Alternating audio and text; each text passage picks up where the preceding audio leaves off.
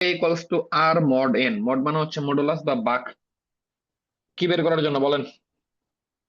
বাক শেষটা কত বের করার জন্য। তো এই জায়গাতে আটটাকে যদি আমরা এন দিয়ে মড করি তাহলে আমরা এ পাইতেছি। তার মানে এ হচ্ছে আসলে কিউ ইন্টু এন প্লাস আর, কিউ যেখানে হচ্ছে আমাদের কোশন মানে আউটপুটটা কত। লাইক দেখেন 27 mod 5, তো 5 দিয়ে আমি যদি 27 কে ভাগ দেই তাহলে আমার 5 থাকে আউটপুট, দ্যাট মিনস কোশন বা ভাগফল, এবং 2 থাকে আমার আর বা রিমাইন্ডার। তো আমি যদি A equals to Q N plus R formula apply করি, কিউ কত আমার 5, এন কত আমার এই 5, প্লাস আর কত আমার 2, তো আসতেছে 27। তো আমাদের এখান থেকে দেখার উদ্দেশ্য হচ্ছে আমাদের কিউ আর আর এই দুইটা জিনিস বুঝতে পারা, এটা বাচ্চাকালের পড়া। আমরা এখন মেইনলি যে জিনিসটাতে যাবো সেটা হচ্ছে মডুলার এক্সপোনেনসিয়েশন। তো প্রথম হচ্ছে modular exponentiation, used to efficiently calculate large power of a number modulus some integer. মানে হচ্ছে আপনি A to the power B mod M, ধরেন 2 টু দি পাওয়ার 3 মড 5 করতে যাচ্ছে। এটা আমরা 200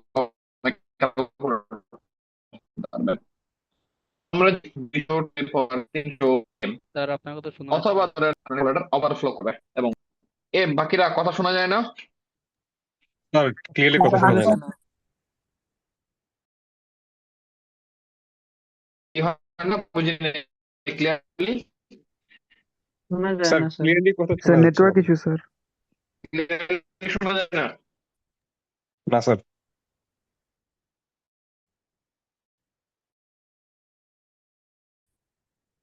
এখন কি ক্লিয়ারলি শোনা যাচ্ছে?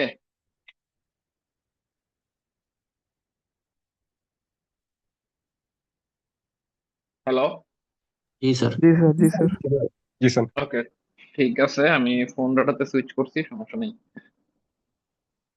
তো আমরা যদি, আবার আমি রিপিট করতেছি, মডুলার এক্সপোনেনশিয়েশনের মানেটা কি? মানেটা হচ্ছে আমরা something to the power something কে কোন একটা জিনিস দিয়ে ভাগ করবো, এবং ভাগ করে আমরা ভাগশেষ কত এটা বের করতে চাইতেছি।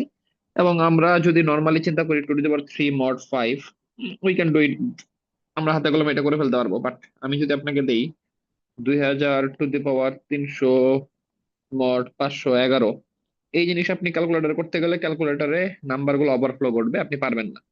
দ্যাটস ওয়াই আমরা এই জায়গাতে মডুলার এক্সপোনেনশিয়েশন ইউজ করি।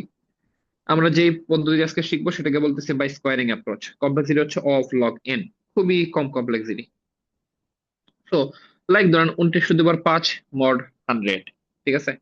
29 টু দি পাওয়ার 5 মড 100, এই জিনিসটা যদি আপনি করতে যান তাহলে আসলে আপনার আহ কিভাবে প্রসিড করা লাগবে।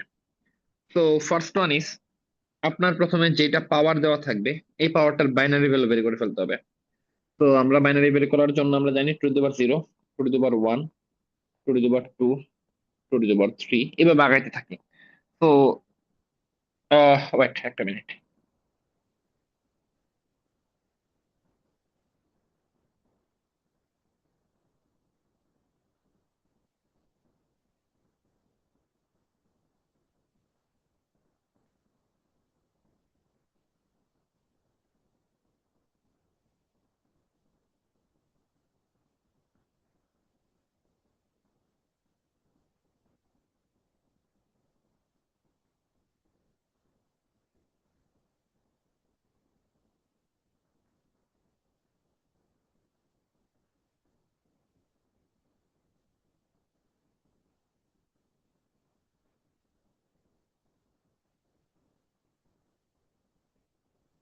ওকে, সো আমরা কিভাবে বের করবো 5-এর জন্য? তো 2 টু দি পাওয়ার 3 হচ্ছে আমার কত, 8, 2 to the power 2 4, 2 1।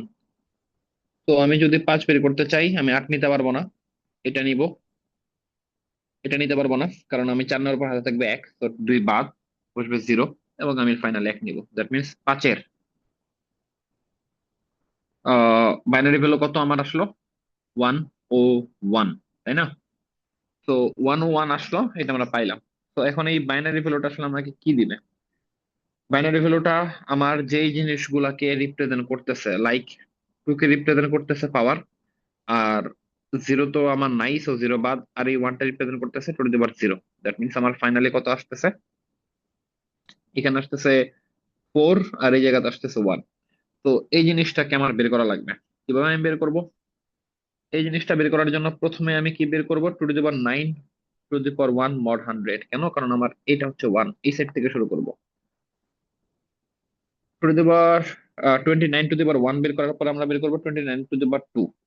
Then 29 to the power 2 বের করার পর আমরা বের করবো 29 to the power 4। Step by step আগাবো। লাইক কেমনে? ওকে, তো চলেন 29 টু দি পাওয়ার 1 মড 100, আমি ডেফিনেটলি 29 পাবো। 29 টু দি পাওয়ার 2 বা 29 স্কোয়ার মড 100, এটাকে আমি ভাঙতে পারি এইভাবে। তো আপনার যদি এরকম থাকে a into B mod x, আমাদের ইকুয়েশনটা হচ্ছে a mod x into B mod x whole mod x. তো কি হবে? তাহলে এই লাইন থেকে আমি কিভাবে বের করতে পারি? 29, এই লাইনের পরে আমি একটা লাইন অ্যাড করতে পারি, সেটা হচ্ছে 29 to the power 1 mod 100 into 29 to the power 1 mod 100 whole mod 100। তো এটা দিয়ে আমি বের করলাম কি? ফাইনালি এটা বের করলাম আমি। এখন 29 টু দি পাওয়ার 4, এটাকে আমি কিভাবে বের করতে পারি? তো 4টাকে আমি ভাঙতে পারি 2+2 আকারে। তো 2+2 আকারে বের করলাম, আমার এইটা চলে আসলো, এবং এইটাকে আমি আবার এইভাবে লিখলাম, তো আগের প্রসেসেই। এবং এই জিনিসটার ভ্যালু আমি অলরেডি পাইছি 41। আমি ডিরেক্টলি 41 ইনপুট করলাম, 41 ইনপুট করলাম, মড 100 করে আমি 81 পাই গেলাম। তো ফাইনালি যদি আমাকে বলা হয় কত বলা হয়েছে 29 টু দি পাওয়ার 5, তো আমি 5 এর আগ পর্যন্ত যা ছিল 1ও বের করছি, 2ও বের করছি, 4ও বের করছি। আমি এই জায়গাতে 1 কে বের করার পরে 1 কে ইউজ করে আমি 2 বের করছি, দেন 2 বের করার পর 2 কে ইউজ করে আমি 4 কে বের করছি। নাও আমার আসছে 29 টু দি পাওয়ার 5। তো 5টাকে আমি কিভাবে ভাঙছিলাম বাইনারিতে? 1 4-এ, আর 1 হচ্ছে 1-এ।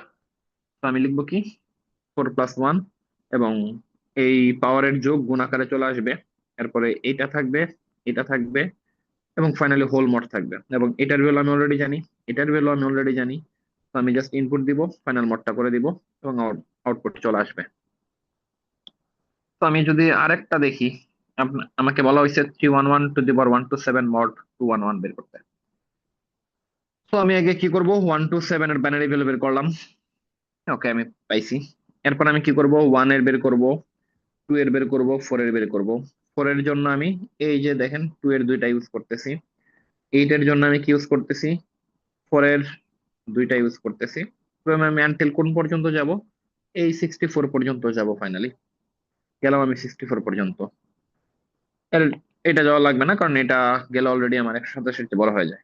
এরপর আমার কি 127, আমি কিভাবে ভাঙছিলাম বাইনারিতে? কোনটাতে কোনটাতে 1 আছে? একে, 2-এ, 4-এ, 8-এ, 16-এ, 32-এ, 64-তে, সবগুলোতে 1 আছে।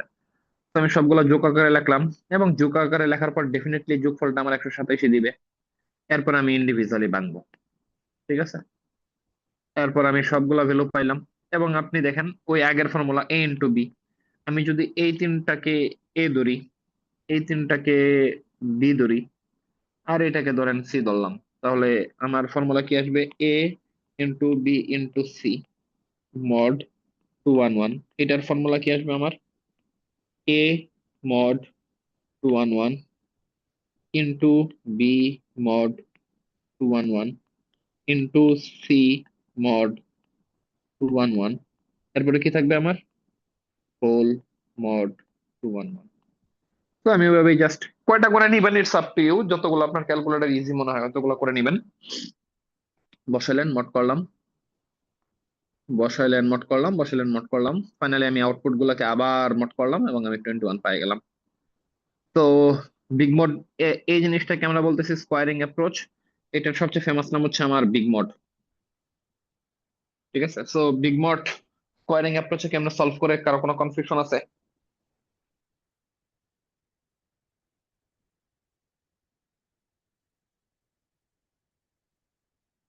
এই কারো কোনো কনফিউশন আছে? জি না স্যার। ওকে, গুড। এই ক্লাসগুলোতে আসলে আপনাদের গোতায় গোতায় কনফিউশন বের করার দরকার নেই আই থিঙ্ক। যদি কারো কনফিউশন থেকে থাকে আস্ক করবেন, আমি সলভ করবো। স্যার ওই যে লাস্টের তিনটে গুণ দিছিলেন ওইটা কি করে বের করছিলেন? এটা মানে তিনটা যদি থাকে mod A mod M B mod M আর যে সি মড এম দিছিলেন না, হুম হুম ওইটাই স্যার ওইটা আরেকটু দেখা দেন, ওই যে লাস্টের লাইনটা একদম মানে 127 জেডে। 127-এর এটার কথা বলতেছেন? হ্যাঁ হ্যাঁ ওই জায়গা। আচ্ছা ঠিক আছে। এটার কমন ফর্মুলা হইতেছে, আমি যদি আপনাকে A into B into C into D, ধরেন আপ টু আছে ইন্টু এন পর্যন্ত মড এক্স দিয়ে থাকে, ঠিক আছে, আমি এটাকে লিখতে পারি, সবগুলার ইন্ডিভিজুয়াল মড আমি নিব আগে। A mod x into B mod x into C mod x into d mod x into dot dot dot n mod x. আমি সবগুলাতে মড করলাম। এখন ফাইনালি কি করা লাগবে আমার? এই পুরাটাকে আবার একবার মড করা লাগবে, ঠিক আছে। তো একটু খেয়াল করে দেখেন এটা আমরা কেন করি এই জায়গাতে। আমার এই জায়গাতে মডের বিগ মডের একটা উদ্দেশ্য, সেটা হচ্ছে বড় বড় ম্যাথ গুলাকে ইজি করে করা। এখন আমার সামনে এত বড় ইকুয়েশন চলে আসছে, বা এত বড় গুলা গুণা চলে আসছে, যে এটা আমার ক্যালকুলেটার নাও ধরতে পারে। তো আমি কি করব, ধরেন আমি তিনটা করে নিলাম, এই তিনটাকে আমি এ ধরলাম, তিনটাকে গুণ করলাম, যেটা আপনার ক্যালকুলেটর পাই যাবে। এরপরে ধরেন এই ধরেন ধরেন এইখানে যেটা করছে দুইটা করে নিচ্ছি, ওকে দুইটা করে নেন, এটাকে আমি বি ধরলাম, এটাকে আমি সি ধরলাম। তো এই তিনটার একটা গুণফল পাবেন, এই তিনটার একটা গুণফল পাবেন, এই তিনটার একটা গুণফল পাবেন।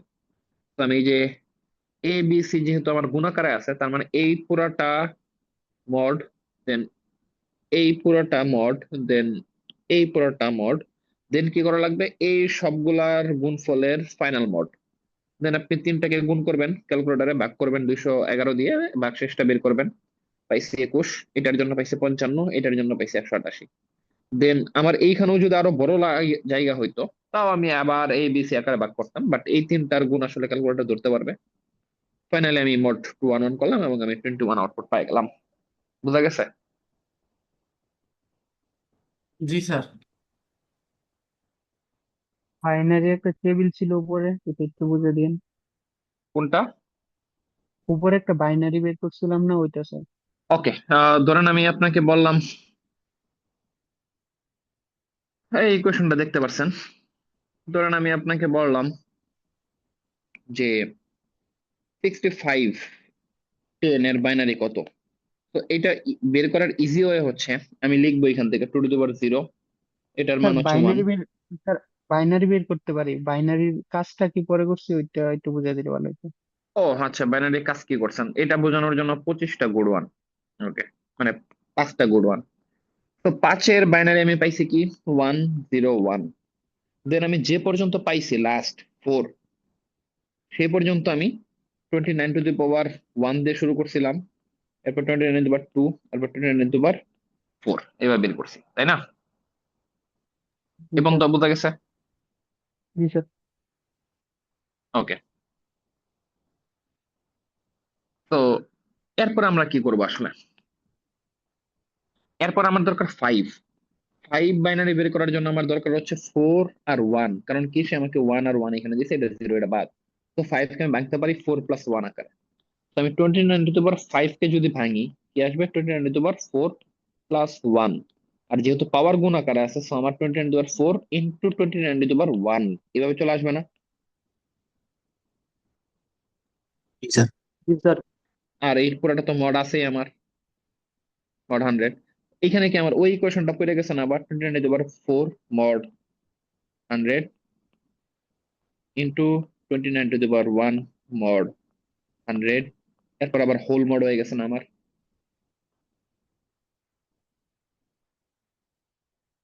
বুঝতে জি পারছি? স্যার। জি স্যার, বুঝছি স্যার। তো এখন বলেন তো আমি মড করে মানে, হ্যাঁ বলেন। স্যার এখানে ওই যে আমরা a × b × c mod something এই সূত্রটা ইউজ করলাম না কেন?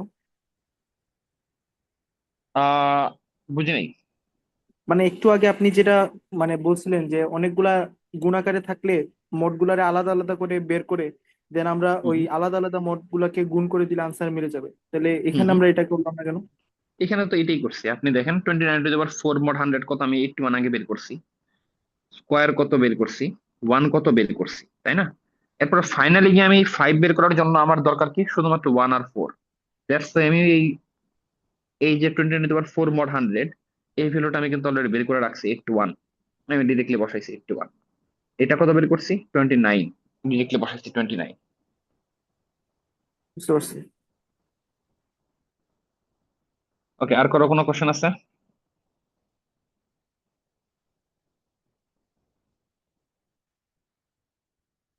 ওকে, গুড। সো বিগ মড আমাদের বোঝা হয়ে গেল। বিগ মড অ্যাকচুয়ালি অনেক বেশি সুন্দর একটা কনসেপ্ট, আর অনেক জায়গাতে লাগে।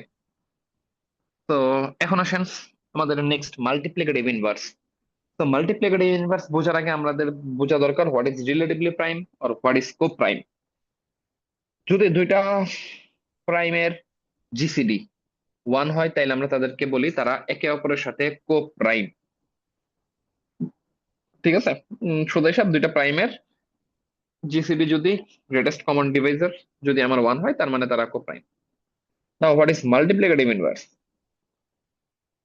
Multiplicative inverse of a given number is a number that, when multiplied by the given number, results in 1. Multiplicative inverse মানে হচ্ছে কোন আমি একটা জিনিস মাল্টিপ্লাই করবো বাট ইনভার্স অনুযায়ী। এখন এই মাল্টিপ্লিকেটিভ ইনভার্স যদি আমি কোন একটা গিভেন নাম্বার পি এর বলি, তার মানে কি?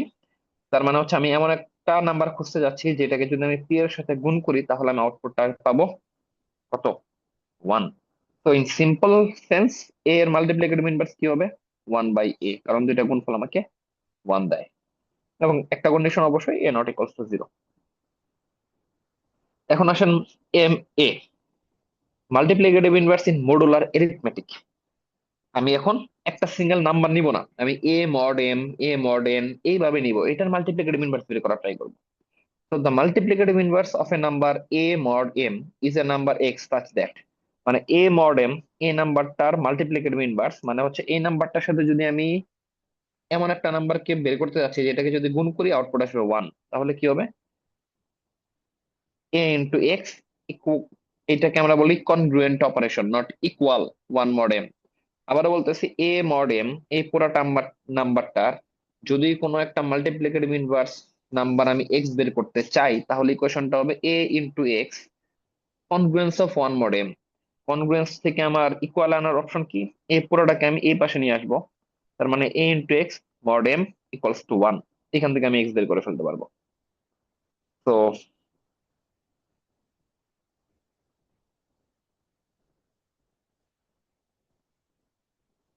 দেখেন আমার কি বলা হয়েছে, মাল্টিপ্লিকেটিভ ইনভার্স অফ 3 মডিউলো 7।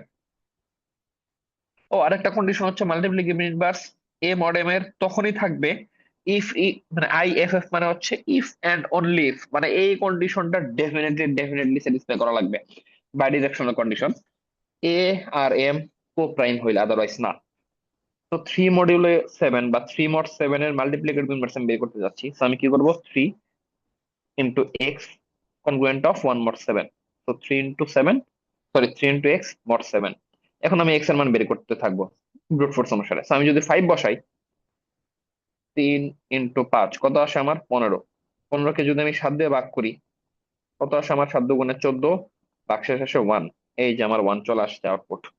তো 3 mod 7 এর মাল্টিপ্লিকেটিভ ইনভার্স হচ্ছে আমার 5।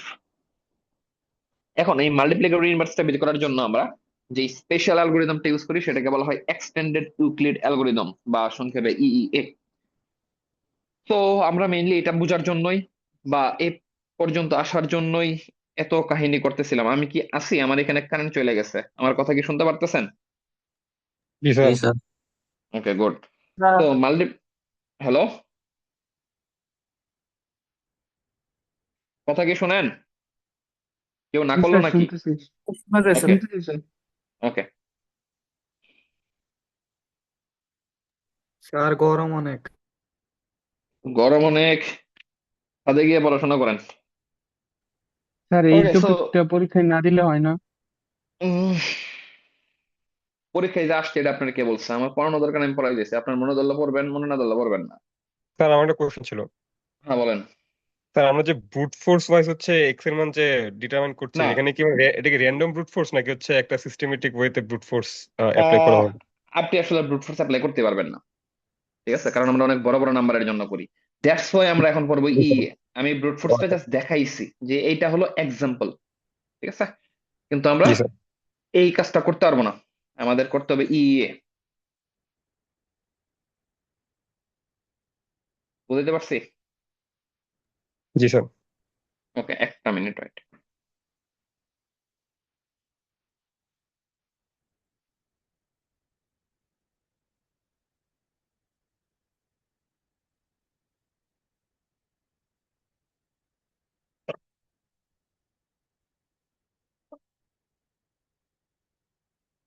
ওকে, সো আমার এক্সটেন্ডেড ইউক্লিড হচ্ছে একটা টেবিল, এরকম একটা টেবিল।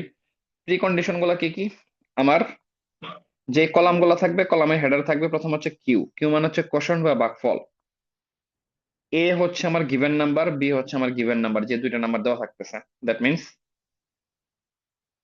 3 and 7। এতে কে বসবে? এতে ডেফিনেটলি বসবে বড়টা, বিতে বসবে ছোটটা। আর কে? Reminder. T1 temporary variable 1, temporary variable 2, T হচ্ছে টেম্পোরারি ভেরিয়েবল 3। ইনিশিয়ালি T1 এর মান 0, T2 এর মান 1। নাও আমি বের করতে যাচ্ছি 3 mod 5, ঠিক আছে? তো কি ঘটনা ঘটবে? আমি এতে বসালাম 5 বড়টা, বিতে বসালাম ইনিশিয়ালি 3, 1 আর 2 আমার খালি আছে। মানে আমার এই কারেন্ট যে কালারটা দেখতেছেন, রাইট, এই কালারটা অনুসারে আমি টেবিলটা ফিল আপ করবো। আমি বসাইলাম 5, আমি বসাইলাম 3, আমার ইনিশিয়াল ভ্যালু 0, ইনিশিয়াল ভ্যালু 1। এবং টি এর ইকুয়েশনটা কি? টি মানে কি? লিখি নাই নাকি? হ্যাঁ, এই যে টি এর ইকুয়েশন হচ্ছে এইটা, T1 minus Q into T2। তো টি আমার কত বসবে এটা বের করার জন্য আমার আগে কিউ বের করা লাগবে। তো আমার হাতে আছে 3, 5। তো আমি 3 দিয়ে 5 কে ভাগ দিব, পাবো 1। 3 বসাইলে পাবো 2। তো আমার ভাগফলে বসলো 1, ভাগশেষে বসলো 2। নাও আমার টি কত বসবে? T1, T1 কত? 0 মাইনাস কিউ কত? 1 ইন্টু T2 কত? 1। তো আমার আউটপুট কি আসছে? -1। তো আমার টি হলো -1। এক্স্যাক্টলি পরের স্টেপে আমি সাবস্টিটিউট করব। এটাই আমার বলতেছে সাবস্টিটিউশন অ্যাপ্রোচ বা সাবস্টিটিউশন স্টেপ। লাইক বি চলে আসবে এর জায়গায়, আর চলে আসবে বি এর জায়গায়, টি চলে আসবে T2 এর জায়গায়, T2 চলে আসবে T1 এর জায়গায়। তো আমি 3 আনলাম, 2 আনলাম, 1 আনলাম, -1 আনলাম। ওকে, তারপর আমি কি করব? সেম ওয়েতে 2 ভাগ করব 3 কে। তো 1, 2, 1। তো আমি এখানে 1 বসাইলাম, এখানে 1 বসাইলাম। এরপরে টি কি আসবে? T1, that means 1 minus Q কত? 1 ইন্টু T2 কত? -1। তো 1 মাইনাস মাইনাস প্লাস 1 কত? 2। আমি বসাইলাম 2। Same again substitute. তো 2 চলে আসলো, 1 চলে আসলো, -1 চলে আসলো, 2 চলে আসলো। তো আমি কি করব? 1 দিয়ে 2 কে ভাগ করব। তো 1 দিয়ে 2 কে ভাগ করব, 2। তো আমার এখানে 2, 2, 0, দ্যাট মিনস আমার ভাগফল 2, ভাগশেষ 0। তো আমার টি কত আসবে? টি আসবে কিউ কত?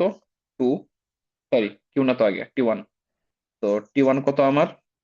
-1 মাইনাস কিউ কত? 2 ইন্টু T2 কত? 2। তো -1, 2 দুগুণে 4, -5। তো আমি বসালাম -5। নেক্সট সাবস্টিটিউট স্টেপ করেন, সাবস্টিটিউশন। 1, 0, 2, -5। এখন দেখেন আমার বিতে 0 চলে আসছে, মানে আমি 0 দিয়ে 1 কে ডেফিনেটলি ভাগ দিতে পারবো না। তার মানে আমার স্টেপ এখানে ডান। আই রিপিট, বিতে যখন 0 চলে আসবে আপনার স্টেপ তখনই ডান। আর বিতে যখন জিরো আসবে ওই মোমেন্টে টি ওয়ানে যে ভ্যালুটা থাকবে এটাই আপনার মাল্টিপ্লিকেটিভ ইনভার্সের আউটপুট 2। এখন এমন হইতে পারে 81-এ ভ্যালু আসছে ধরেন -5। এখন মাইনাস যদি আসে আপনার মাইনাসটা ডেফিনেটলি কারেক্ট অ্যান্সার, সমস্যা নাই, বাট আমরা এটাকে পজিটিভে কনভার্ট করার ট্রাই করি।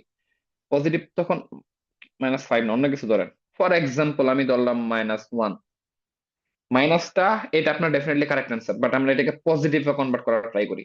তো আমি তখন কি করি, আমার এখানে এ যে ভ্যালু আছে ইনিশিয়ালি গিভেন, আমি ওইটার সাথে এটাকে যোগ করি। তো 4। তো 4ও correct answer, -1 correct answer, but আপনি লিখবেন 4 যদি নেগেটিভ আসে যোগ করে। তো ই ই এ বোঝা গেছে? স্যার আমরা কি T1 আর T2 সবসময় 0 আর 1 ধরি?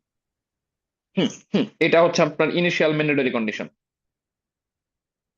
আর স্যার লাস্টে নেগেটিভটা কি কিভাবে পজিটিভ করবেন একটু বললে ভালো হয়। নেগেটিভে পজিটিভ করবেন হচ্ছে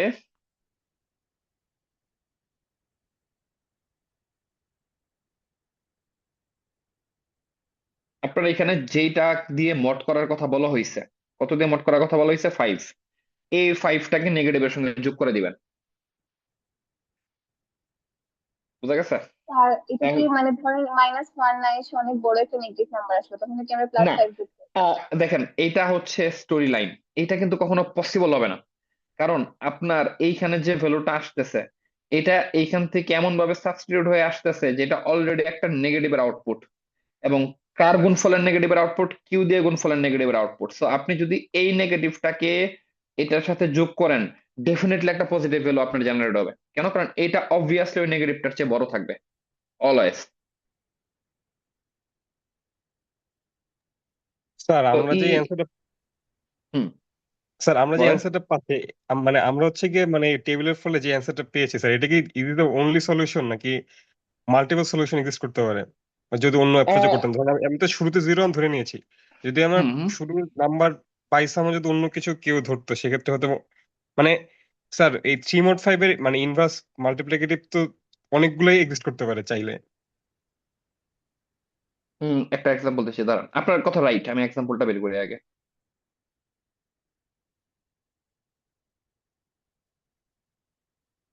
এক্সাম্পল খোঁজার ক্ষেত্রে না যাই, বাট এটা ট্রু যে আপনার মাল্টিপ্লিকেটিভ ইনভার্স মাল্টিপল হইতে পারে, বাট এই জায়গাতে যেটা আসবে আপনার আপনার অ্যান্সারের জন্য ওটি কারেক্ট, সমস্যা নেই। ঠিক আছে? জি স্যার, জি স্যার। ওকে। তো স্যার আমার টি টু হুম হুম টি বলেন। টু নেগেটিভ আসলে হচ্ছে আপনার পজিটিভ করার জন্য খালি এর সাথে যোগ করা হয়েছিল এইটাই, মানে টি যদি T2 ওয়ান টি ওয়ান আমার টি ওয়ানটা থাকবে T1। Final output. হ্যাঁ, টি হ্যাঁ ওয়ানটা এইখানে যেটা দিয়ে মড করার কথা বলা থাকবে আপনাকে।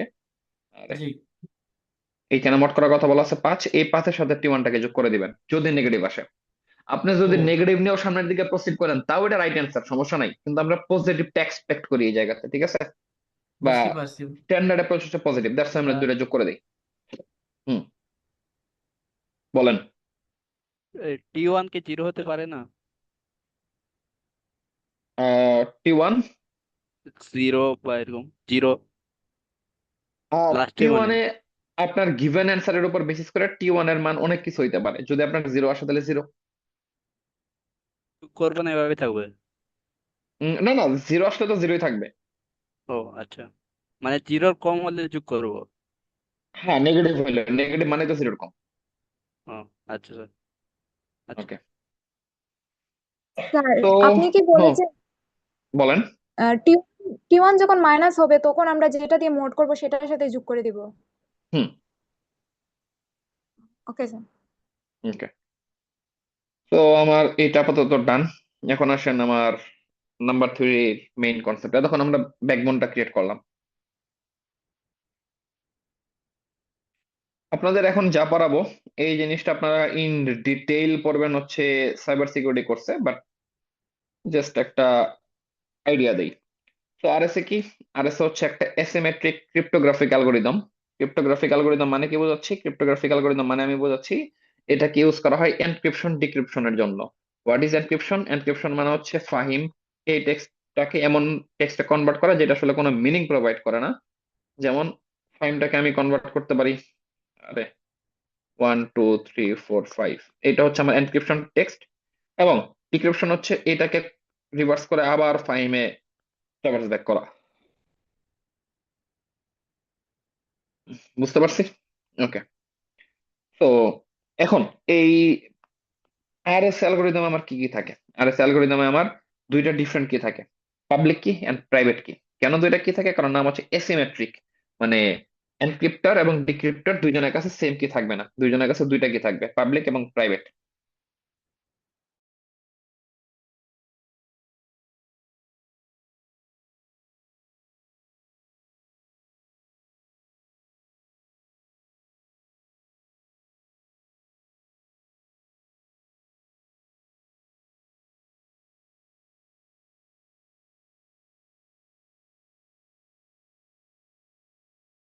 তো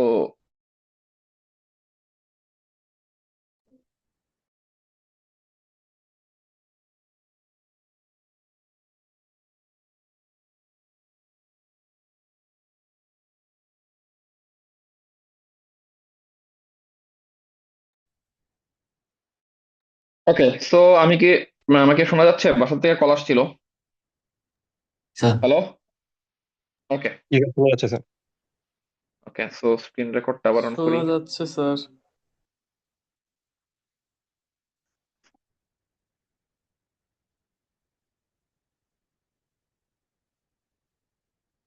ওকে, আমার স্ক্রিন দেখা যাচ্ছে তো? জি স্যার। ওকে।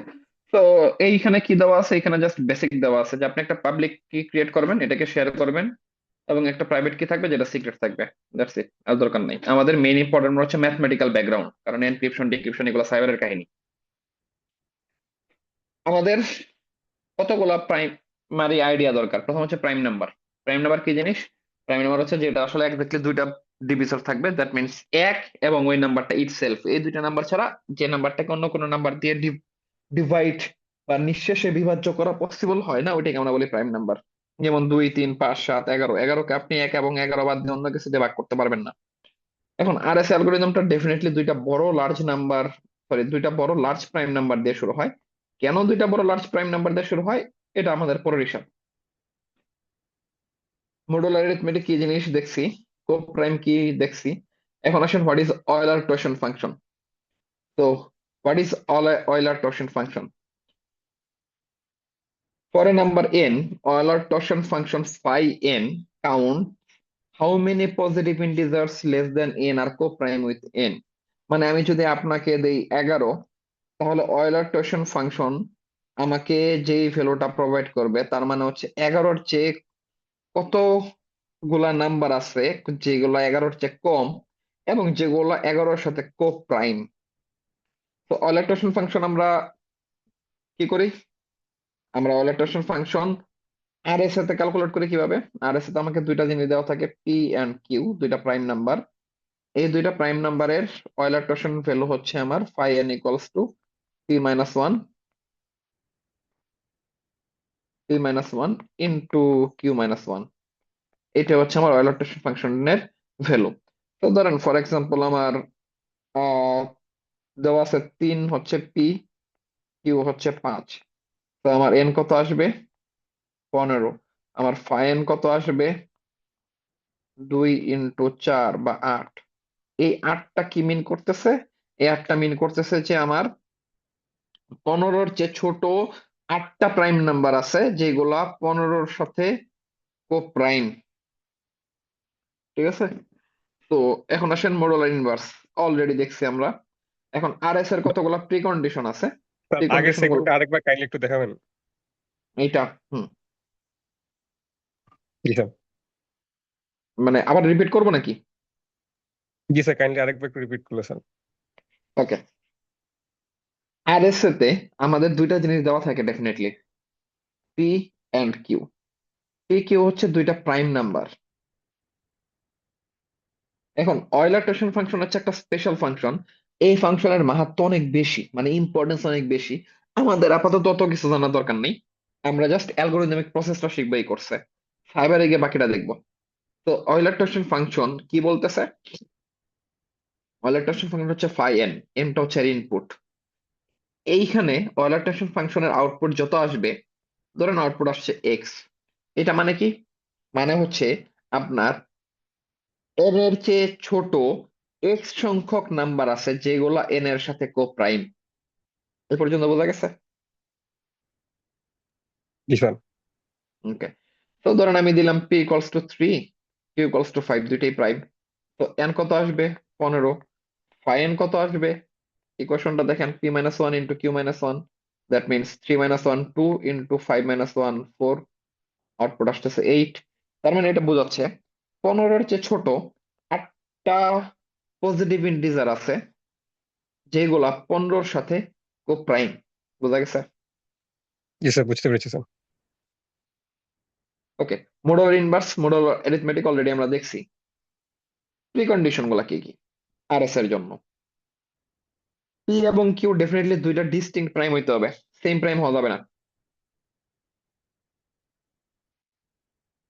এরপরে আমার কি করা লাগবে? এন কম্পিউট করা লাগবে। এন আমি কেমনে বের করবো? পি ইন্টু কিউ দিয়ে। এরপর আমার বের করা লাগবে phi n, p minus one into q minus one. এরপর আমার কি বের করা লাগবে? ই। ই এর কন্ডিশনটা কি? ই হইতে হবে আমার, এমনটা সিলেক্ট করতে হবে যেটা ফাই এন এর চেয়ে ছোট এবং একের চেয়ে বড় হয়, এবং কি কি হইতে হবে আমার? ই এবং ফাই এন কে ডেফিনেটলি কো প্রাইম হওয়া লাগবে।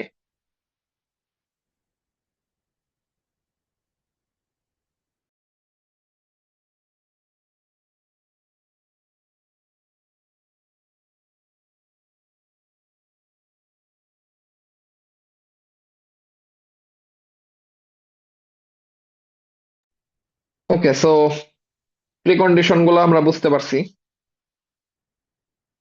এরপর আমার কি বের করা লাগবে? ই আমার বের করলাম। এরপরে আমার বের করা লাগবে ডি।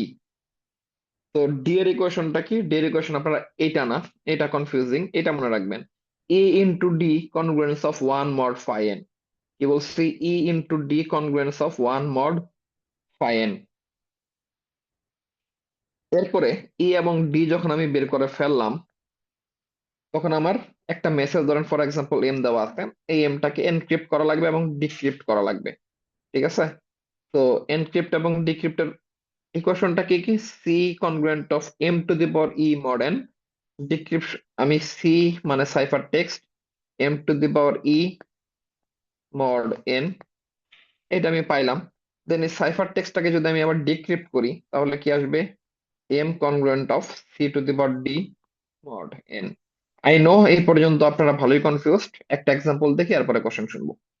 ধরেন ফর এক্সাম্পল আমি আপনাকে দিছি পি হচ্ছে 41, কিউ 47, ই হচ্ছে 7। আমি বললাম আমাকে আর এস এ অ্যাপ্লাই করে আমাকে বের করে দিতে এর ই তো দেওয়া আছে, ডি কত হবে, এম কত হবে, এম তো মেসেজ সরি, সি মানে সাইফার টেক্সট কত হবে, এবং সি থেকে এম এর কনভার্সন। ঠিক আছে? এই তিনটা বের করতে হবে। তো ফার্স্ট ওয়ান কি? আমার এন বের করতে হবে। এন হচ্ছে পি ইন্টু কিউ, বের করে ফেললাম। এরপর আমার বের করা লাগবে ফাই এন। ফাই এন এর ইকুয়েশন কি? P minus one into q minus one. আমি 1840 বের করে ফেললাম। এরপরে আমার বের করা লাগবে কি? ডি। ডি এর ইকুয়েশন কি জানি আমি? E d congruent of one mod phi n. এখন 7D congruent of one mod এত। এখন এটার দিকে একটু তাকান তো, এই জিনিসটা আমরা অলরেডি দেখে আসছি না? তার ইনভার্স বের করা। দেখেন তো, এইটার মানে কি? আমার এইটা না যে 7D মড 1840 ইকুয়াল টু 1, মানে সাতের সঙ্গে কোন সংখ্যাটারে গুণ করলে দেন আমি যদি 1840 দিয়ে ভাগ করি আউটপুট 1 আসবে? মডুলার ইনভার্স নেই জিনিসটা। জি স্যার। ওকে, তাইলে আমি কি করব? এক্সটেন্ডেড ইউক্লিড ইউজ করব। তো আমার দেওয়া আছে কি কি দেখেন, 7 দেওয়া আছে, 1840 দেওয়া আছে। দুটার মধ্যে বড় কে? ডেফিনেটলি 1840। তো আমি 1840 এখানে বসালাম, 7 এখানে বসালাম। এরপরে স্টেপ বাই স্টেপ করলাম। এটা অলরেডি দেখাইছি, আমি টাইম দেবো একটু পরে আপনাদের বোঝার জন্য, তখন দেখবেন এটা বুঝতেছেন কিনা। এখন দেখেন এই স্টেপে গিয়ে আমি 0 পাইছি, সো আমার কি আসবে আউটপুট? 263। তো আমার ডি কে 263। তো আমার ই হচ্ছে 7, ই এন এটা হচ্ছে আমার পাবলিক কি পেয়ার। ই মানে পাবলিক কি, ডি মানে হচ্ছে আমার প্রাইভেট কি। তো আমি পাই গেছি সবগুলা। এখন আমার মেসেজ ধরেন ফর এক্সাম্পল আমি বলে দিচ্ছি তোমার মেসেজটা হচ্ছে 50 একটা নাম্বার।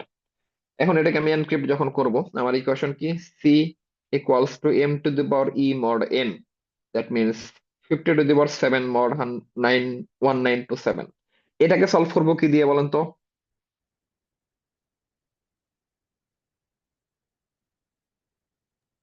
স্যার এই একদম আছেন? শুরুতে যেমন ওই আমরা করছিলাম। এক্সপোনেনশিয়াল হচ্ছে মডুলার এক্সপোনেনশিয়াল দিয়ে। ওই আপনার বিগ মড দিয়ে।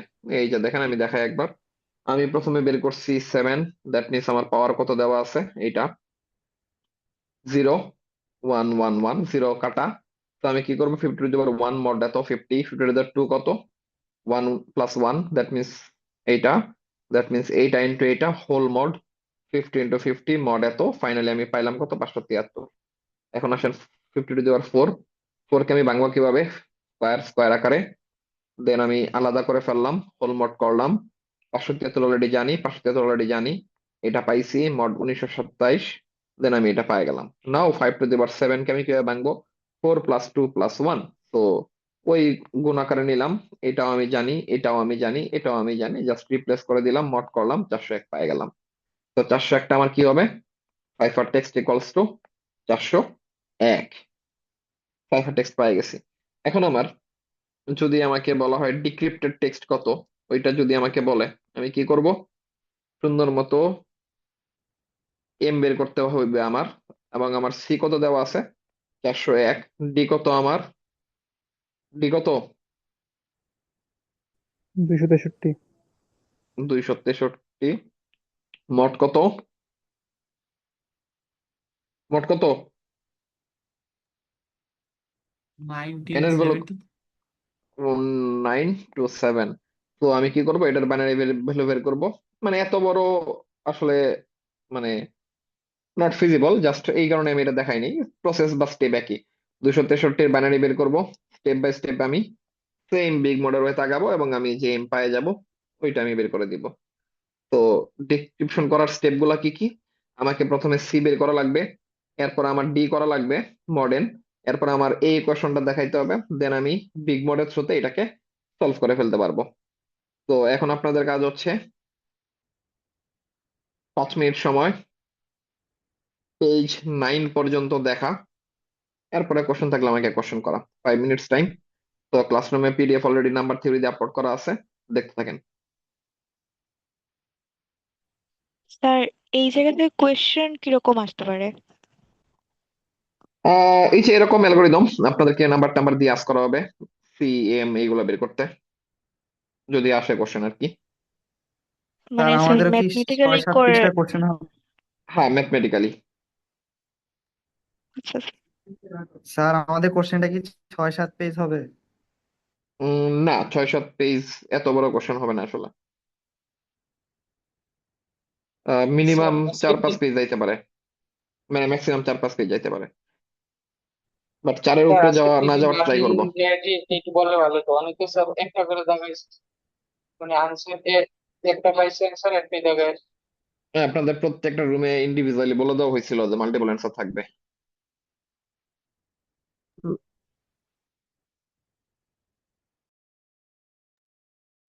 স্যার আরএসএ এটার তো অ্যানালাইসিস বা সুডোকোড এগুলো তো দেখা লাগবে না।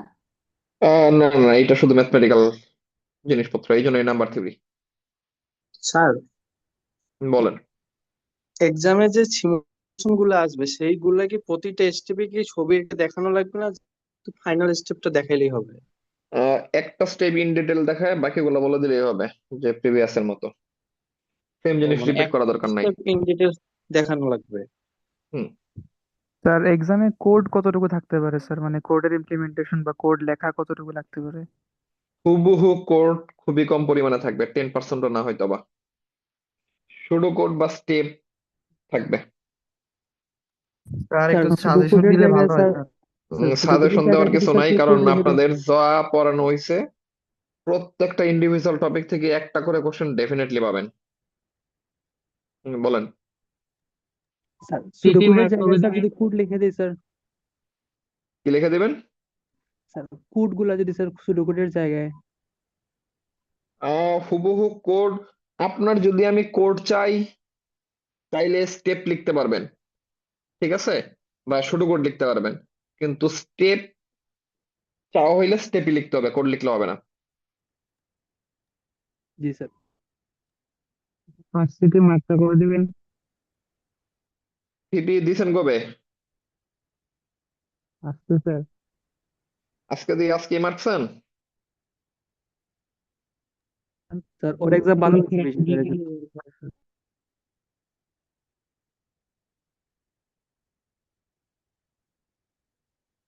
5 মিনিট সময় দেখতে থাকেন। স্যার হুম। স্যার টিএসপির অ্যালগোরিদমের সিমুলেশন যদি আসে স্যার এই তাহলে টিএসপি মিএসপি পরে আগে আপনি এখন যেটা পড়াইতেছি এটা দেখেন, এটা 5 মিনিট সময় এটা দেখেন, এরপরে বাকি কোশ্চেন অ্যান্সার হবে। Okay sir.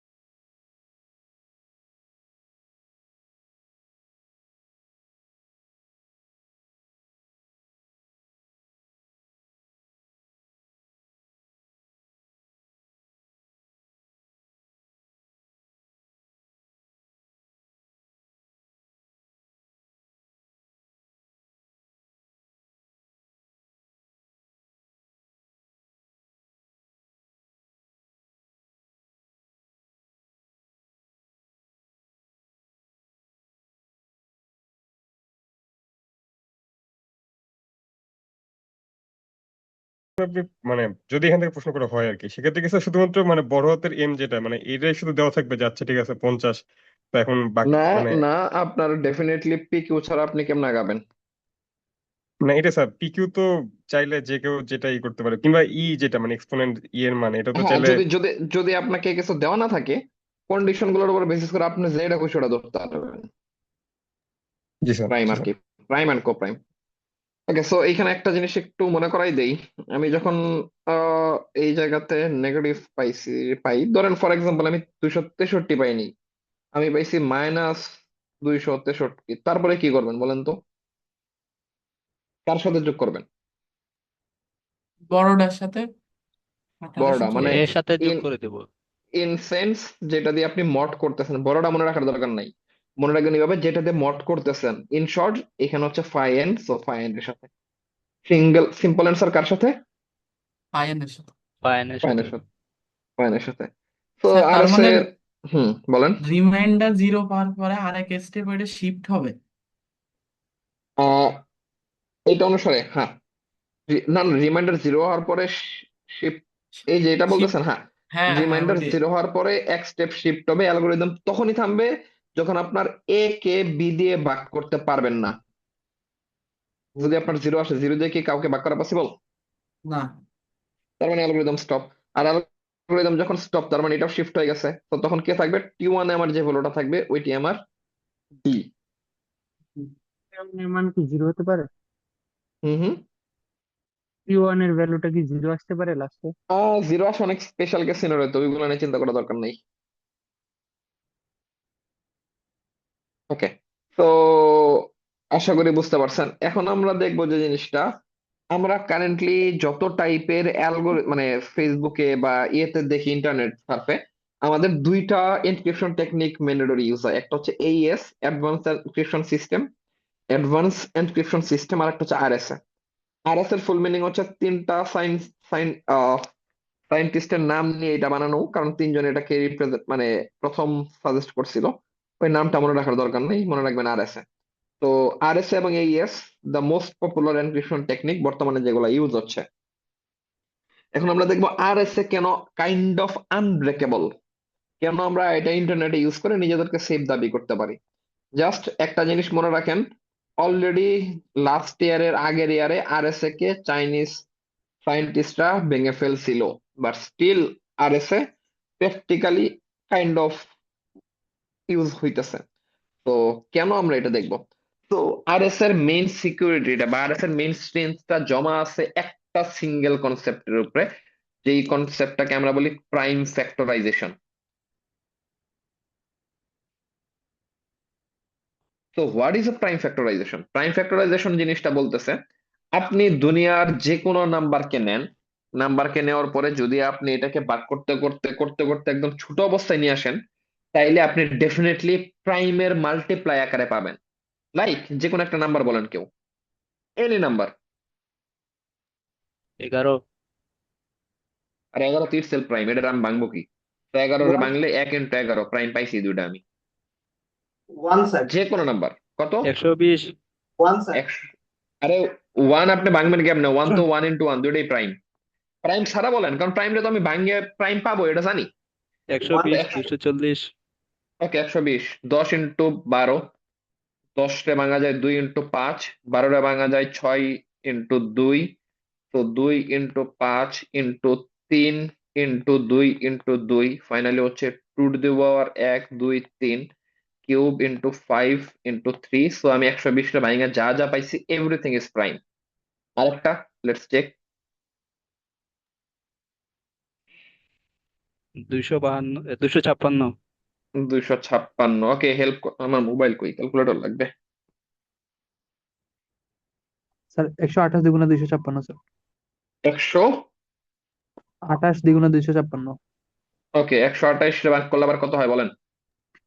64 স্যার। 64। 64 × 2 × 2, তাহলে 32। 32 × 2 × 2 × 2, আবার 16 × 2, তিনটা 2 আছে আর একটা 2 মানে 4। 16 রে বাংলা আবার 8 × 2 টু দি পাওয়ার 5, 8 রে বাংলা আবার 4 × 2 টু দি পাওয়ার 6। তো 2 × 2 to the power 7 or finally 2 to the power 8, তো আপনি পাইতেছেন একটা প্রাইম 2, মানে হচ্ছে অনেকগুলা 2 এর গুণফল, এবং এই গুণের মধ্যে আপনি যা যা নাম্বার পাইতেছেন এভরিথিং ইজ প্রাইম। এটা কি বিশ্বাস হইতেছে আমার কথা? যে কথাটা আমি আবারও বলি, দুনিয়ার যে কোনো আপনি একটা নাম্বারে নিবেন, এটাকে লাস্ট মোমেন্ট পর্যন্ত আপনি ভাঙবেন, যে যেটার পর আসলে আর ভাঙা পসিবল না, এরপর আপনি যে নাম্বার গুলো পাবেন সবগুলো প্রাইম হবে। এটাকে আমরা বলতেছি প্রাইম ফ্যাক্টরাইজেশন। এখন প্রাইম ফ্যাক্টরাইজেশন একটা সুন্দর জিনিস হইলো, আপনি কি অড নাম্বারের ক্ষেত্রেও হবে? ও বলেন একটা odd নাম্বার। 121। 121। তো 121 কত দিয়ে ভাগ দেওয়া পসিবল? 11 দিয়ে 11 121।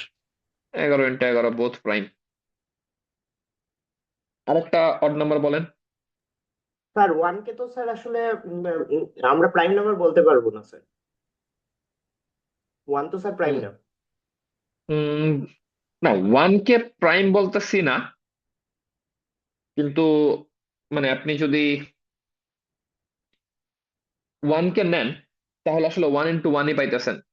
তো 1 0 এর কাইন্ড অফ স্পেশাল কেস, ঠিক আছে। অড নাম্বার বলেন যে কোনো। স্যার 163। বলেন কততে ভাগ করা পসিবল? 163 কি প্রাইম কি না আগে এটা বলেন।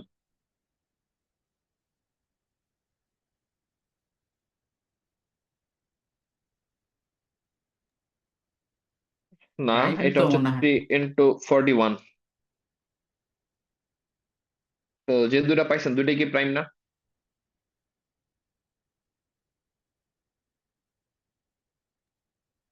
স্যার তো আমরা প্রাইম ফ্যাক্টরাইজেশন সম্পর্কে এটা কনক্লুড করতে পারি, ঠিক আছে। এখন আমাদের হাতে আরএস এর স্ট্রেংথটা কই? আসলে আমাদের হাতে আরএস এর স্ট্রেংথটা কই, প্রথম থেকে এক্সপ্লেন করি চলেন।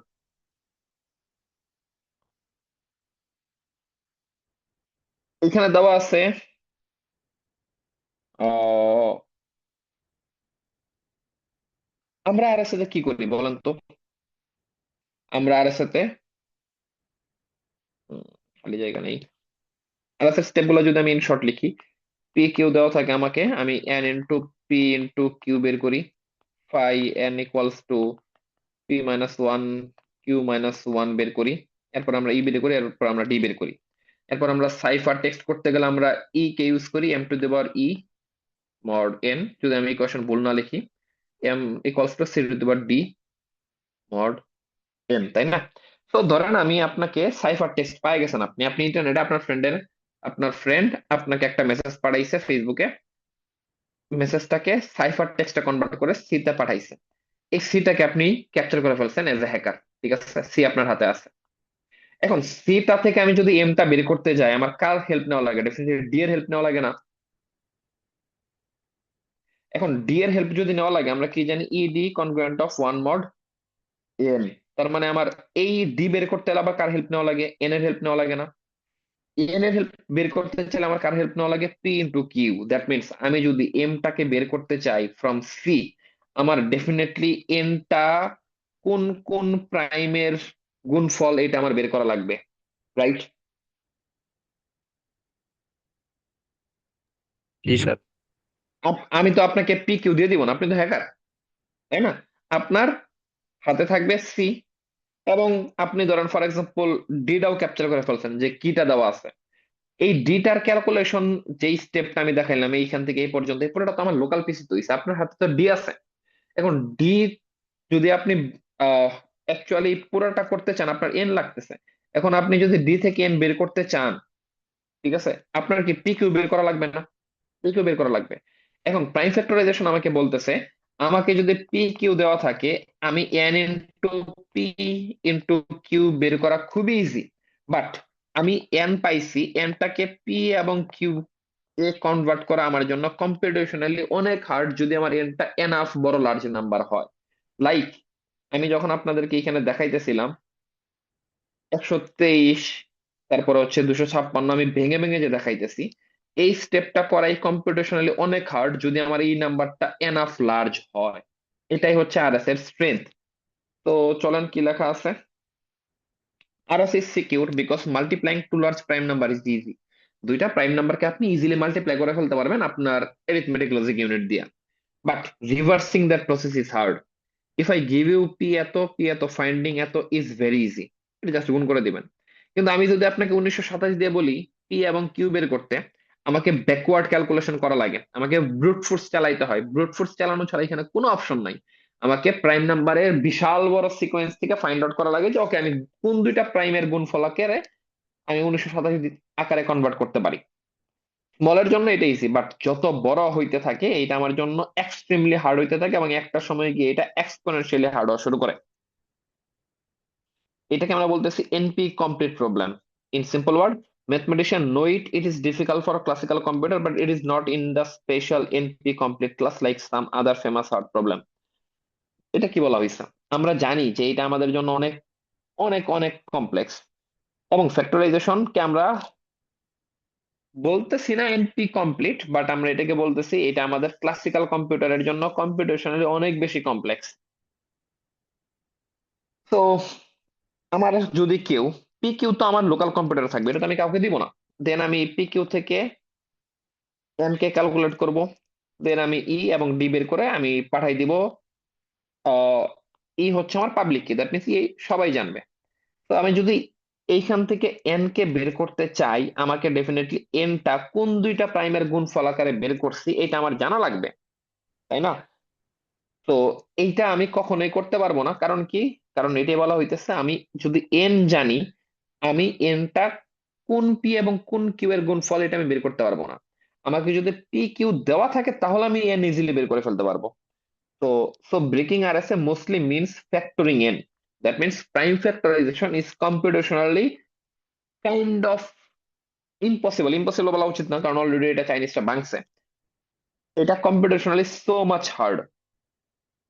যদি পি কিউ স্মল হয় আমি এটা পারবো, কিন্তু নর্মালি আমরা অনেক বড় বড় এই জায়গাতে ইউজ করি পি অ্যান্ড কিউ, এবং যদি n becomes huge and factoring it become extremely difficult. তো যদি আমার এনটা যথেষ্ট পরিমাণে বড় হয় তাহলে এটাকে ভেঙে আমি কখনোই পি কিউ এ কনভার্ট করতে পারবো না, এবং যেহেতু আমি পারবো না, দ্যাটস ওয়াই আমি আর এস এর স্ট্রেংথ এই জায়গাতেই লুকায় আছে। এবং আমার ক্লাসিক্যাল কম্পিউটার চাইনিজটা যেমনি ভাঙছে, কেমনে ভাঙছে ওইটা আমি পড়াবো যদি কোনোদিন সাইবার সিকিউরিটি কোর্স নেই, কারণ খুবই ইন্টারেস্টিং একটা কনসেপ্ট। বাট আপাতত যাওয়ার দরকার নাই, জাস্ট কম্পারিজনটা আমরা দেখি। আমরা যদি ক্লাসিক্যাল কম্পিউটারের থ্রুতে আর এস এ ভাঙতে চাই, আমাকে মিলিয়ন অফ কোর ইয়ার্স লাগবে। আমি পারবো, এভরি কোড ইজ ব্রেকেবল।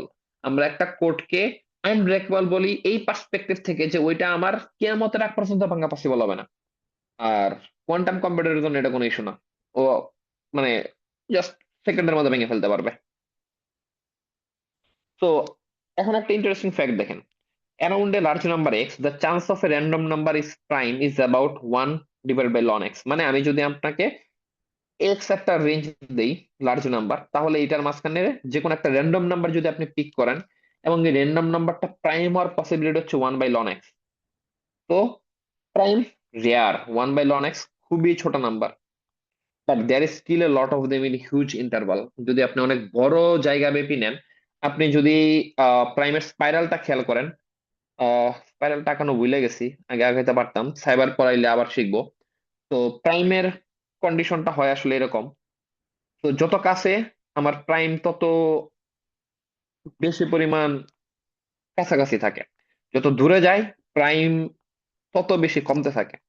তো প্রাইম খুবই রেয়ার। আপনি যদি 100টা নাম্বার নেন যে পরিমাণ প্রাইম পাবেন, আপনি যদি 1000টা নাম্বার নেন প্রাইমের সংখ্যা কমবে। বাট এই 1000টা রেঞ্জের মধ্যে ব্রুট ফোর্স চালায় প্রাইম বের করা খুবই কঠিন। লাইক আপনি যদি আর এস নেন 248 বিটের, তাহলে পি এবং কিউ বোথ হবে 124 বিটের, এবং 124 বিটের মধ্যে নাম্বার থাকবে রাফলি 2 টু দি পাওয়ার 1024। বাইনারিতে আমি ক্যালকুলেট করতেছি জাস্ট। এই 2 to the power 14 astronomically large space. মানে আমরা যদি কোনো ডোমেইনকে আমাদের চিন্তার চেয়ে বড় বলতে চাই, তাহলে আমরা একটা টার্ম ইউজ করি, সেটাকে আমরা বলতেছি অ্যাস্ট্রোনমিক্যালি। কিন্তু এই অ্যাস্ট্রোনমিক্যালি লার্জ স্পেসের মধ্যেও প্রাইমের সংখ্যা কম, কিন্তু কম হইলেও এটা রাফলি 21024 ডিভাইডেড বাই 1/ln x এই পরিমাণ থাকবে, বাট স্টিল এটা বিশাল বড় স্পেস। তো এটা আসলে আনইমাজিনেবলি হিউজ একটা space. So RS is secure because multiplying big prime is easy, but splitting the product back into those prime is very hard. এই লাইনটা দেখেন ইজিলি বলা আছে। RS is secure because multiplying big prime is easy, মানে P এবং Q যত বড় প্রাইমই নেন এই দুটো প্রাইম রে গুণ করে আপনি n এ কনভার্ট করা খুবই ইজি। বাট আমি যদি P Q না জানি, আমি যদি শুধু n জানি, এইটাকে কনভার্ট করে P এবং Q এ কনভার্ট করা আমার জন্য কম্পিটিশনালি এক্সট্রিমলি হার্ড। দ্যাটস ওয়াই এই জায়গাতে কি বলা আছে, আমরা যদি সিকিউরিটি আরএসএস থ্রুতে এনশিওর করতে চাই, আমার পি এবং কিউ কে ডেফিনেটলি র্যান্ডম হইতে হবে এবং অনেক দূরে দূরে নিতে হবে। লাইক আপনি যদি 41 নেন একটা, আর আপনি নিতে পারেন 100 সামথিং, যেটা আসলে একটা প্রাইম। প্যাডিং এটা জানা দরকার নাই, প্যাডিং ম্যাডিং এটা সাইবার সিকিউরিটির হিসাব। তো এখন বলেন, আরএসএ নিয়ে কি ওভারঅল কারো কোনো কনফিউশন আছে? যদি না থাকে তাহলে ক্লাস শেষ, আপনাদের কোশ্চেন অ্যান্সার দিয়ে ক্লাস এন্ড করবো। স্যার লাস্টে যেগুলা পড়াইলেন এগুলা কি আসবে? উম কোনো কিছু মানে সবই নাও আসতে পারে, আবার সবই আসতে পারে। স্যার এই যে ডিফারেন্স তারপর কোয়ান্টাম রিয়েলিটি কি সব বললেন? না না, আমি এই জিনিসটা বলছি জাস্ট এক্সপ্লেনেশনের জন্য, এটা বাদ দেন, পড়ার দরকার নাই। মানে স্যার খালি ম্যাথমেটিক্যাল পড়বো? ম্যাথমেটিক্যাল পড়বেন তো শুধু এটা বলি না, এখান থেকে আপনি কোয়ান্টাম পড়তে চান না, ওকে আমি কোয়ান্টাম বাদ দিছি, এটাও বাদ দিলাম, এটাও বাদ দিলাম, বাকিগুলো করতে হবে। স্যার এই যে 1/ln x কি সব এক্সপ্লেনেশন, এটা বুঝি নাই। এটা বুঝেন নাই?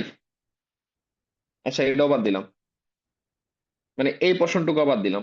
বাট এটা বোঝার আসলে কিছু নাই। আই রিপিট, এটা একটু দেখেন,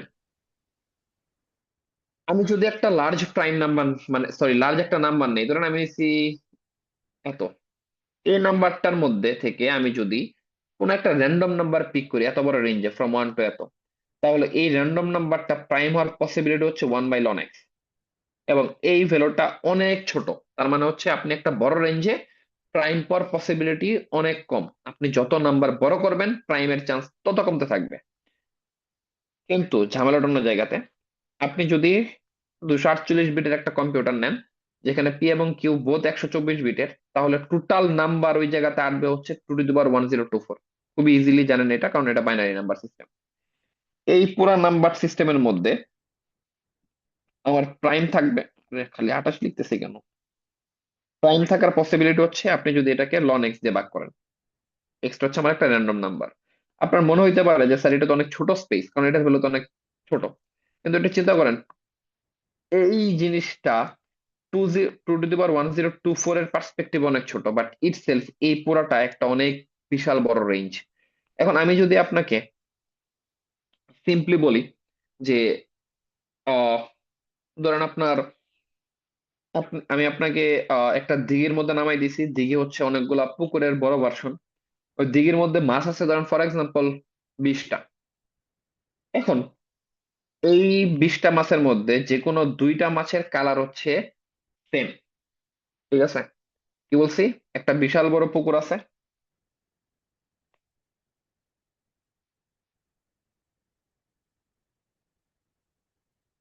একটা বিশাল বড় পুকুর আছে, এখানে 20টা মাছ আছে ফর এক্সাম্পল। 20টা মাছের মধ্যে যে কোনো 2টা মাছের কালার হচ্ছে সেম।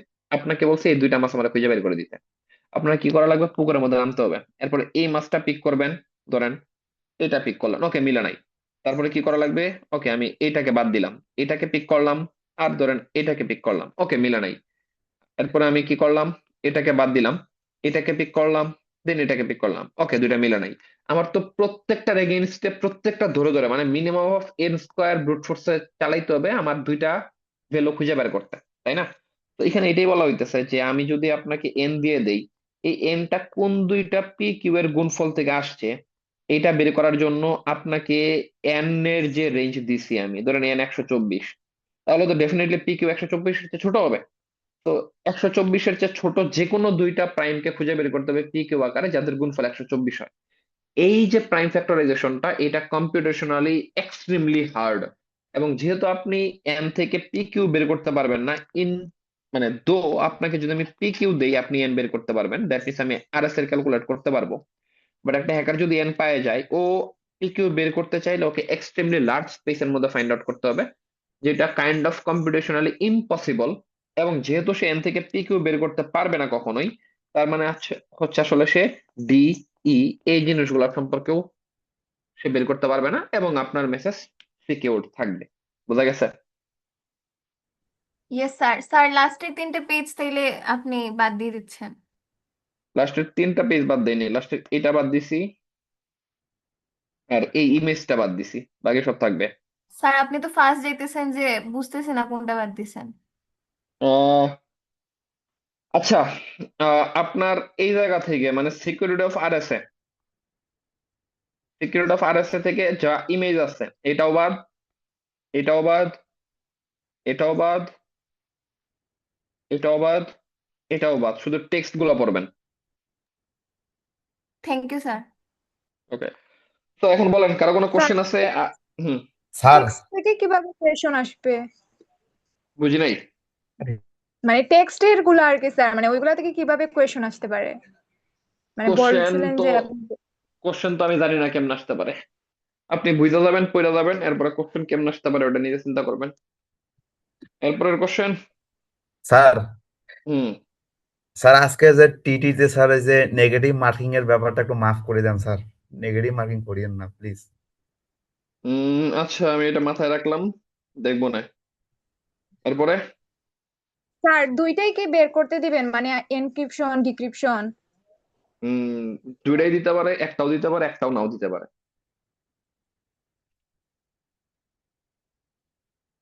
স্যার এরপরে কোশ্চেন। অ্যাসাইনমেন্ট কি 9 তারিখে জমা দিতে হবে? অ্যাসাইনমেন্ট তো 9 তারিখের মধ্যে জমা দিতে হবে, কারণ অ্যাসাইনমেন্ট হচ্ছে আপনি যা যা পড়ছেন। আপনি কি 9 তারিখের পরে অ্যালগোরিদম পড়বেন আবার? না স্যার, কিন্তু স্যার লেখা তো ইনকমপ্লিট ছিল স্যার, পড়ার সময়ের মধ্যে আবার স্যার লেখাটা ঝামেলা। ওকে, তাহলে আরো 3 দিন সময় নেন। Thank you sir. ওয়েলকাম। এরপরে নেক্সট কোশ্চেন।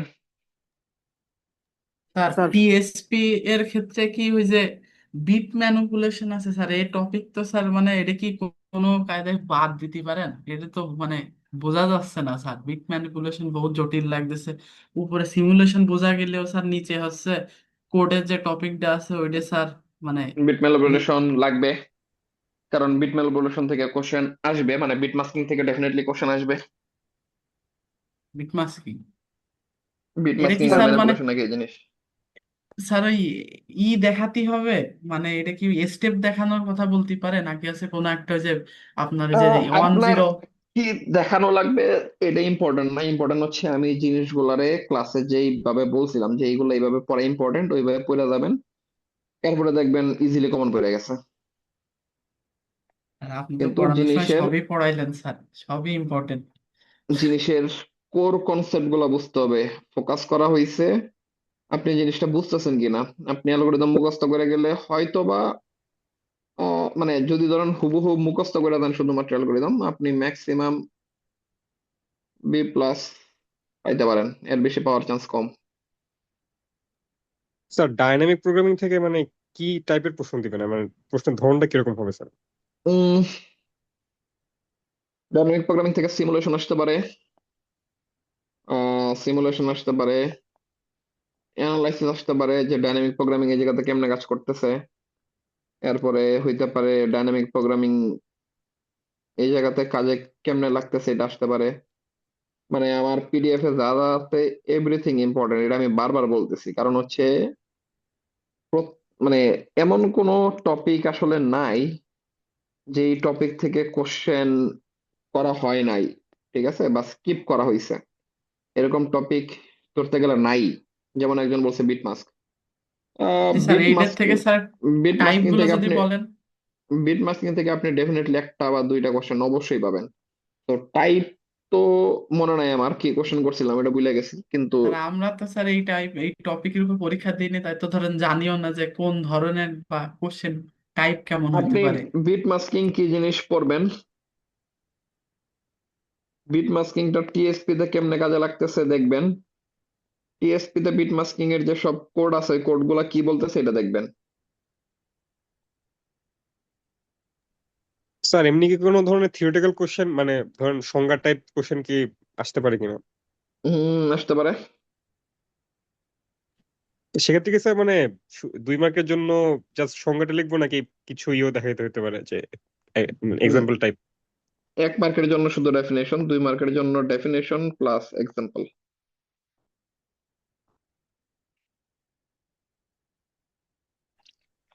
আচ্ছা স্যার, আমাদের আপনাদের যে কোশ্চেন গুলা নেপসেক থেকে যে বলেন। স্যার, আমাদের যে ম্যারাথনে নেপসেক লাগছিল যে ডিপিতে, ওইগুলো কি পড়া লাগবে এক্সট্রা করে, না জাস্ট পিডিএফ এর গুলো পড়লেই হবে? ডিবিতে আমি নেপসেক জিরো থেকে কোনটা দিলাম? স্যার, কিসে ম্যারাথনের এখানে লাগছিল স্যার 01 নেপসেকের একটা আর একটা কন্টেস্টে কাটতে তো আছে। ন্যাপসেকের একটা প্রবলেম ছিল। হ্যাঁ, ওইটা কি পড়া লাগবে স্যার, না পিডিএফ এ যা আছে ওইটা পড়লেই হবে? স্যার প্লিজ স্যার এটা রাখেন না। ন্যাপস্যাক আমি পড়াইনি আসলে, আর যদি আমি ম্যারাথনে ন্যাপস্যাক থেকে দিয়ে থাকি ওইটাকে মেবি কয়েন চেঞ্জ দিয়ে করা পসিবল, বাট ন্যাপস্যাক লাগবে না, কারণ ন্যাপস্যাক কয়েন চেঞ্জেরই কাইন্ড অফ সিমিলার দেখে আমি স্কিপ করছি। আপনাদের আমি যেসব ম্যাটেরিয়াল দিছি টিল নাও, এগুলো আগে ভালো মতো শেষ করেন, এরপরে বাকি সব স্যার বলেন। স্যার টিএসপির যদি সিমুলেশন আসে তাহলে কি আমি ডিপি টেবিল তৈরি করতে হবে নাকি আমি জাস্ট গ্রাফ লিখে দিলেই হয়ে যাবে? ডিপেন্ড করতেছে আসলে কোশ্চেনে কি চাওয়া হয়েছে। স্যার আপনি তো জানেন কোশ্চেন কি চাইছি। না, কোশ্চেনে কি চাইছে এটা আমি জানবো আপনাদের পরীক্ষার দিন। আপনাদের কোশ্চেনের প্যাটার্নটা কি রকমের হয়? ফার্স্ট সেটার কোশ্চেন করে, সেকেন্ড সেটার কোশ্চেন করে, দুইটা যায় মডারেশন প্যানেলে। মডারেশন প্যানেল চাইলে ফার্স্ট সেটারের সেকেন্ড সেটারের কম্বাইন্ড কোনো কোশ্চেন রাখতে পারে, অথবা ফার্স্ট সেটারটা পুরোপুরি বাদ দিয়ে সেকেন্ড সেটারটা রাখতে পারে, অথবা সেকেন্ড সেটারটা বাদ দিয়ে পুরোপুরি ফার্স্ট সেটারটা রাখতে পারে, অথবা দুটোটা বাদ দিয়ে তারা নিজেরা নতুন কোশ্চেন করে জমা দিতে পারে। এবং কি কোশ্চেন করে তারা পরীক্ষা নিবে এই জিনিসের অ্যাক্সেস কোর্স টিচারের কাছে নাই। কোর্স টিচার কখনোই দেখতে পারবে না। তারা দেখতে পারবে যেদিন প্রশ্ন আপনাদের সাথে দেওয়া হবে, তখন যখন খামটা খোলা হবে কমিটির চেয়ারম্যান স্যার এসে। যদি নর্মাল সিমুলেশন লেখা থাকে কোনো এক্সট্রা ইনফো ছাড়া তাহলে আমরা কোনটা ইউজ করব? বুঝি নাই, কি বলছেন? যদি স্যার নর্মালি সিমুলেশন লেখা থাকে যে সিমুলেশনটা দেখাও, তাহলে আমরা কি গ্রাফ এঁকে সিমুলেশনটা দেখাবো নাকি ডিপি টেবিল তৈরি করা লাগবে? আর ডিপি টেবিল তৈরি করার ক্ষেত্রে আপনি যেভাবে টেবিল লিখছেন ওইভাবে তৈরি করা লাগবে নাকি ম্যাট্রিক্স সিস্টেমে যেটা তৈরি হয় ওইটা দেখানো লাগবে? যদি বলে সিমুলেশন মানে হচ্ছে আপনি জিনিসটাকে কেমনে সলভ করতেছেন। তো আপনি 3টা যে অপশন বলছেন, 3টা অপশনের যে কোনো একটাই কারেক্ট, যদি ডিরেক্টলি কোনো হিন্ট দেওয়া না থাকে এইভাবে করতে, বা ডিরেক্টলি বলা না থাকে। স্যার ধরেন ফর এক্সাম্পল আমি আপনাকে বললাম বটম অফ অ্যাপ্রোচ দেখাইতে, তো বটম অফ অ্যাপ্রোচ দেখাইতে গেলে আপনার তো ডেফিনেটলি টেবিল আঁকানো লাগবে। বলেন। স্যার এখানে কি bottom bottom up end up to bottom দুইটাই আসতে পারে স্যার? আপ টু বটম না, নামই তো জানেন না, বটম আর কি টপ ডাউন। তো ডেফিনেটলি দুইটা করাইছে, দুইটা আসতে পারে। বলেন। ঠিক আছে। ডিপিতে মানে সরি টিএসপিতে তো স্যার মানে একটা তো আছে যেমন এ থেকে বি তারপর সি তে যায়, এটার একটা চিত্র, এটাও আপনি সিমুলেশনের আন্ডারে লিখছেন। আর একটা যেমন আছে হচ্ছে পুরো ডিপি টেবিলটা মানে যেমন মাস্ক ইউজ করে যে ডিপি টেবিল যেভাবে পূরণ হচ্ছে। এখন মানে আমাদের যদি জাস্ট বলে আর কি, একটা একটা র্যান্ডম সিনারি দিয়ে বললো যে হচ্ছে এটার সিমুলেশনটা দেখাও মানে টিএসপি দিয়ে, তো এখন আমরা কি জাস্ট চিত্র এঁকে এ থেকে বি তে গেছে, বি তে সি গেছে এভাবে দেখাবো নাকি? হুম, আপনি শুধু সিমুলেশন চাইলে এইভাবে দেখাইতে পারেন। যদি জাস্ট বলা থাকে simulate to find the minimum cost, তাইলে আপনার যেভাবে খুশি পাবে, বাট এত বেসিক কোশ্চেন পাবেন না। কোশ্চেন গুলো যথেষ্ট এলাবোরেটিভ, কোশ্চেনে যথেষ্ট হিন্ট দেওয়া থাকবে কোন একটা ডেফিনেট ওয়েতে চাওয়া হয়েছে ওইটার জন্য। বুঝছি, মানে তখন আমাদের মাস্কের ক্যালকুলেশনটা দেখাইতে হচ্ছে না, জাস্ট যদি কস্ট বের করতে বলে কয়েকটা সহ। হুম, ইয়েস। আরেকটা জিনিস সেটা হচ্ছে পরীক্ষা হচ্ছে 3 আওয়ার, 3 আওয়ারের 3 আওয়ারই আপনাকে আয়দার চিন্তা করা লাগবে অথবা লেখা লাগবে। এখন এই চিন্তা করা বলতে কি বুঝাইতেছি? চিন্তা করা মানে হচ্ছে আমি যা যা ম্যাটেরিয়াল আপনাদেরকে দিছি প্রত্যেকটা ম্যাটেরিয়াল আপনাদের ভালো মতো পড়া পুরোটা মাথায় নিয়ে পরীক্ষা হলে ঢুকতে হবে। যদি আমার মানে নিজেরা আমার ম্যাটেরিয়াল বাইরে কোনো অ্যালগোরিদম পড়তে চান, you are most welcome, but mandatory thing হচ্ছে আমার ম্যাটেরিয়াল গুলা শেষ করা। আমার ম্যাটেরিয়াল গুলা যদি আপনি মাথায় না নিয়ে পরীক্ষার হলে ঢুকেন, তাইলে দুইটা কেস করতে পারে। ফার্স্ট কেস হচ্ছে আপনি কোশ্চেনই বুঝবেন না যে কোশ্চেনে কি চাওয়া হয়েছে। সেকেন্ড কেস হচ্ছে আপনি কোশ্চেন বুঝতেছেন কিন্তু আপনার প্র্যাকটিস কম করা হয়েছে, যার কারণে আপনার 3 ঘন্টার মধ্যে লেখাই শেষ হবে না।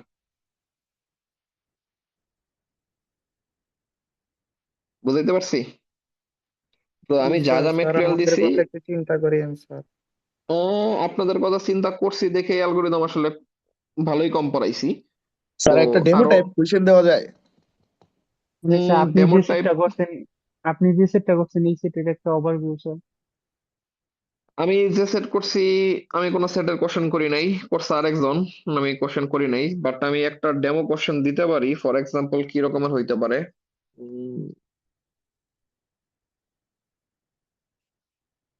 স্যার কনভেক্স হাল থেকে কিরকম কোশ্চেন আসতে পারে? কনভেক্স হাল থেকে সিমুলেশন অথবা ডিরেক্ট অ্যালগোরিদম।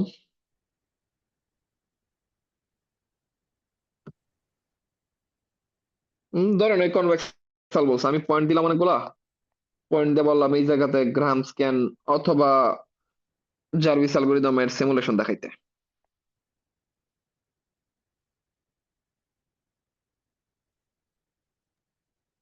স্যার এটা তো অনেক হুম, বড় একটা মানে সিমুলেশন হয়ে যাবে।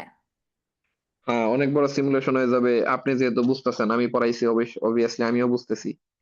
তো জিনিসটা যদি আসে, তাহলে সামহাউ ওইভাবেই আস করা হবে, যেন বেশি বড় না হয়।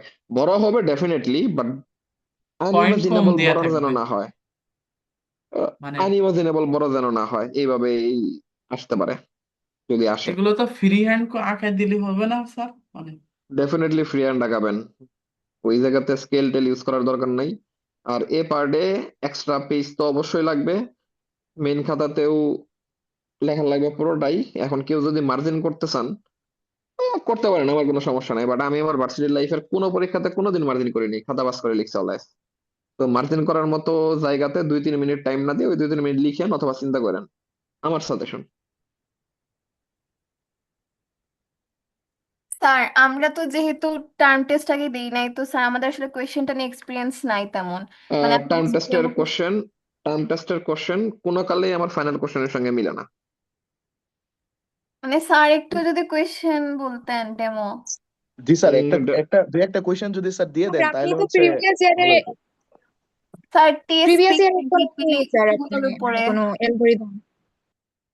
প্রিভিয়াস ইয়ারের কোনো কোশ্চেন সলভ করলে আপনার শুধুমাত্র হয়তোবা কনফিডেন্স বাড়বে, বাট না, মানে ডেফিনেটলি প্রিভিয়াস ইয়ারে যেসব অ্যালগোরিদম পড়াইছে আমি ওইগুলাই পড়াইছি, বাট হুবহু যে ওইগুলাই পড়াইছি এরকম না, অনেক কিছু নতুন পড়াইছি, অনেক কিছু স্কিপ করছি। সো প্রিভিয়াস ইয়ারের কোশ্চেন থেকে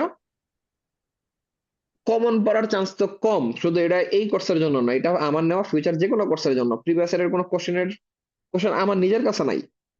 ঠিক আছে, সো ইন এনি কেস যদি দেখেন যে কাইন্ড অফ মিলে গেছে, ওটা 100% কাকতালীয়। কারণ প্রিভিয়াস ইয়ারে কি কোশ্চেন আসছে এটা আমি রাতুলের কাছ থেকে নিছি।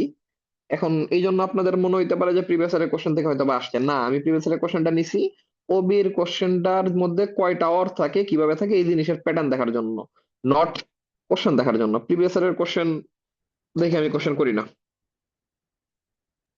স্যার যদি তো স্যার একটা ডেমো কোয়েশ্চেন দিয়ে দিতেন তাহলে আমাদের সবার জন্য বুঝতে সুবিধা হতো স্যার, স্যার কিভাবে কোয়েশ্চেন বুঝতে পারে। ডেমো কোশ্চেন ওই যে টাইম কমপ্লেক্সিটি অ্যানালাইসিস, আমি আপনাদেরকে একটা ফলো দিলাম, দিয়ে বললাম এই জায়গার টাইম কমপ্লেক্সিটি কেমন হবে। স্যার আমি অ্যালগোরিদম শুনেন শুনেন শুনেন পিডিএফ আমার ভার্সন দিয়ে দেন স্যার।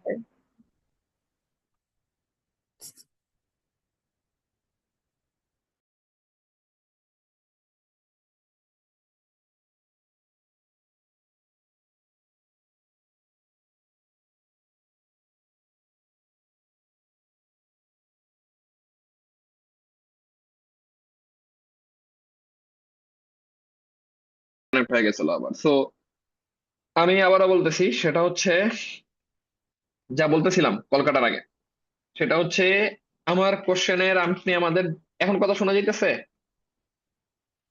জি স্যার, জি শুনতেছি। স্যার। ওকে। তো আমার কোশ্চেনের ডেমো কোশ্চেন আপনাদেরকে দিয়ে লাভ নাই, কারণ হচ্ছে একটা ডেমো কোশ্চেন ওই একটার সঙ্গে মিলবে, এই একটা ডেমো কোশ্চেন অন্য গুলার সঙ্গে মিলবে না, কারণ আমি কোশ্চেন এভাবে সেট করি না আসলে। কারণ কোশ্চেন সেট করার জন্য আমি এনাফ টাইম নিই আসলে। দুবদাব জিপিটি করে কোশ্চেন আমি কোনোদিন সেট করে নেই আর সামনেও করবো না।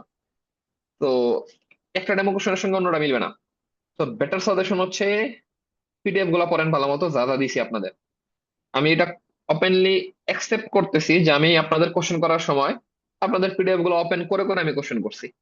ঠিক আছে, যে ওকে এই টপিকটা ক্লাসে পড়ানোর সময় আমি গুরুত্ব দিয়েছিলাম বেশি, এগুলো আমি বলছিলাম এইভাবে কোশ্চেন আসতে পারে, তো ওইটা মাথায় রেখে আমি কোশ্চেন করছি। So it's better. স্যার হ্যাঁ বলেন। হুবহু না দিলেও স্যার যদি একটু ধারণা দেওয়া যেত যে এই টাইপের এই টপিক থেকে কোশ্চেন আসে স্যার, এটাই বুঝতেছি না স্যার। আপনারে আমি কোন টপিক থেকে ধারণা দিতে পারতাছি না, কারণ হচ্ছে প্রত্যেকটা টপিক থেকে কোশ্চেন টাচ করা হয়েছে। স্যার ডিপি থেকে কিরকম কোয়েশ্চেন আসছে যদি একটু বলতেন। বুঝি নাই, কি বলছেন? স্যার ডিপি থেকে কিরকম টাইপের কোয়েশ্চেন মানে আসতে পারে? ডিপি থেকে তো পড়াইছি দুইটা না, ডিপি থেকে তো পড়াইছি আপনাদের টিএসপি আর কয়েন চেঞ্জ। তো ডিপি থেকে ধরে নেন আহ, যতদূর মনে পড়তেছে আমি দিয়েছিলাম 15 মার্কের মতো কোশ্চেন পাবেন।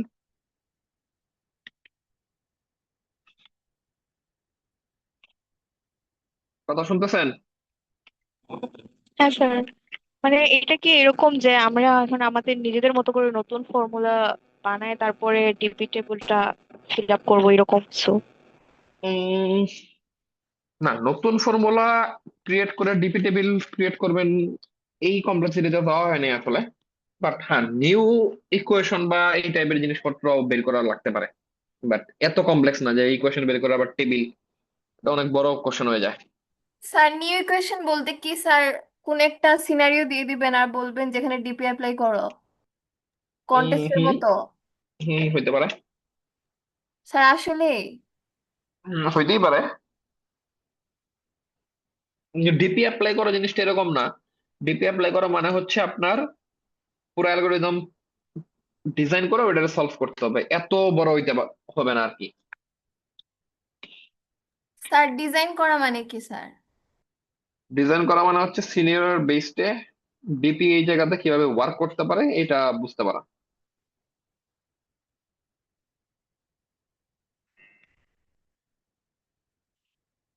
ওকে, সো আমারে কোশ্চেন করলে আসলে আমি এরকম অ্যাবস্ট্রাক্ট অ্যান্সারই দিব, কারণ হচ্ছে আসলে অ্যাবস্ট্রাক্ট অ্যান্সার না দিয়ে কনক্রিট অ্যান্সার দেওয়ার উপায় নাই, কারণ টপিক সব জায়গা থেকেই কোশ্চেন করা হয়েছে। আর টিএসপি তে ফোকাস করছি বিট মাস্কিং, ওইটা দেখেন। টিএসপি তে আরো কিছু কিছু জায়গা থেকে ফোকাস করছি, এগুলা দেখেন। মানে মেইন ইস্যু হচ্ছে আমার পিডিএফ গুলো যেন ভালো মতো মাথায় থাকে। তাইলে এই পরীক্ষারে আপনার কাছে কোনো পরীক্ষাই মনে হবে না। স্যার পিডিএফ এর মধ্যে তো অনেক ভুল আছে স্যার, এগুলা কি করবো স্যার? কোনটা কোনটা? হ্যাঁ, কিছু কিছু ভুল ডেফিনেটলি থাকতে পারে। কোনটা কোনটা শুনি একটু। যেমন কয়েন চেঞ্জের একটা চার্ট আছে স্যার, বুঝাইছিলেন ওই চার্টটা ভুল আছে, তারপরে মিনিমাইজ কয়েন স্প্যানিংস চেঞ্জের এর অনেকগুলো। কয়েন চেঞ্জের চার্ট বলতে কয়েন চেঞ্জের যে ইমেজ আকারের টেবিলটা, তাই তো? জি স্যার। হ্যাঁ, ওইটাতে ঝামেলা আছে, এটা তো আমি আপনাদের ক্লাসেই বলে দিছি। এই কারণেই তো আমি কোডের আউটপুট দিয়ে দিছি যে আসলে টেবিলটা কেমন হবে। তারপরে ও স্যার, এমএসটিটা স্যার কিছু গ্রাফ ভুল আছে।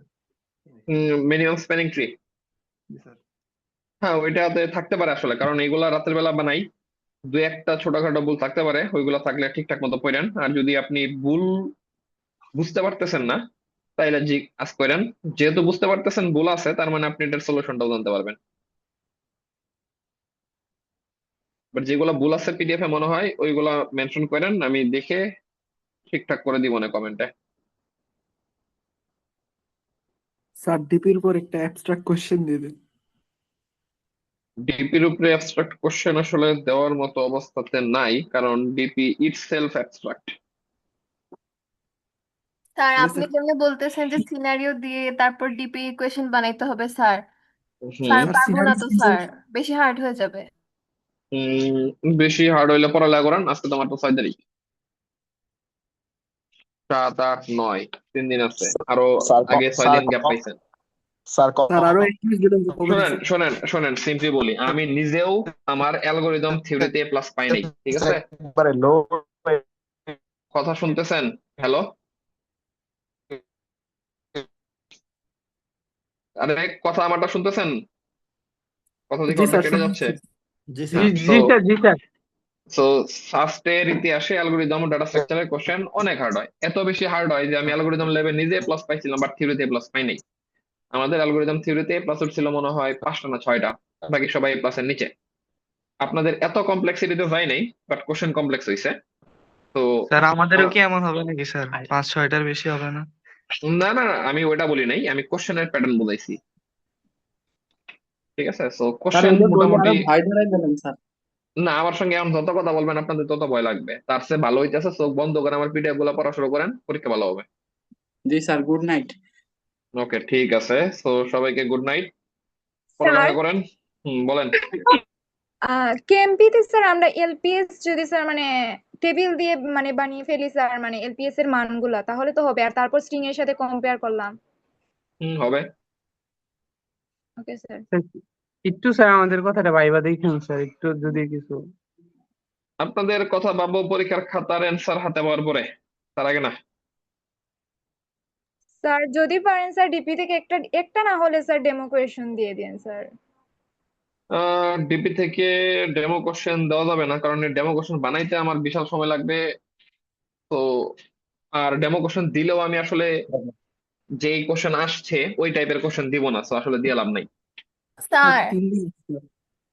স্যার বলেন। পিডিএফ এ তো ধরেন টিএসপি সিনারিওর জন্য আপনি ইকুয়েশন দেখাইছেন, তারপর কয়েন চেঞ্জের জন্য ইকুয়েশন দেখাইছেন। এখন র্যান্ডম কোন সিনারিওর জন্য আমরা ইকুয়েশন কিভাবে বানাবো সেটা তো পিডিএফ এ দেওয়া নাই স্যার।